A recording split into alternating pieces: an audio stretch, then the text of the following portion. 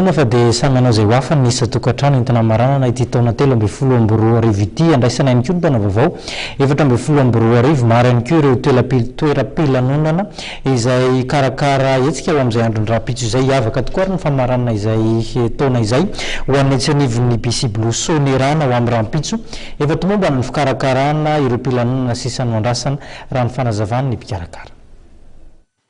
Alpilanonana miavaka no atotry ny toeram-pilanonana Bisiblo izay ety Soanierana amin'ireo rehetra izay mitady toerana anaovana lanonana. Anaovana velomana ny taona 13 ka iarabana mpifaliana ihany koa ny taona 14 efa tsara petrapetraka tokoa ny fandaharam-potoana rehetra ahafahan'ireo mpilanonana miala voly raha mipitso alina. Bisiblo zany dia toerana iray ahafahan'olona miala voly ny olon-drehetra ahafahana mandiha, mihira, misakafo, misotro. Mahakasika ny Nuit de Saint-Sylvestre 2013 dia misy ny ambiance karaoké live, dancing party, misy animation miaraka amin'ny DJ Joker avec santatra. Mahakasika ny fidirana réservation zany 10 000 ariary par personne, miampy boisson star offerte. Dia misy koa ny ticket à l'entrée, ticket simple 5 000 ariary. Zany hoe le ticket zany tsisy boisson offert miaraka amin'ny facture des places selon place disponible.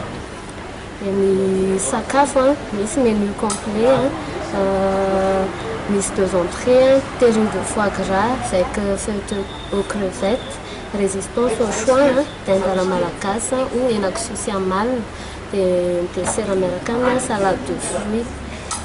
Toerana ahitana amin'ny Bisiblo moa zany dia les 2 boulevards, boulevard de l'Europe et boulevard Tsimandravy. Tomombana avokoa na ny fialamboly na ny zava-pisotro, ny sakafo izay mamaly ny fenitra takin'ny fotoan-danoana toy izao ao amin'ny Bisiblo izay ety amin'ny kion-dalana eto Soanierana raha mipitso alina.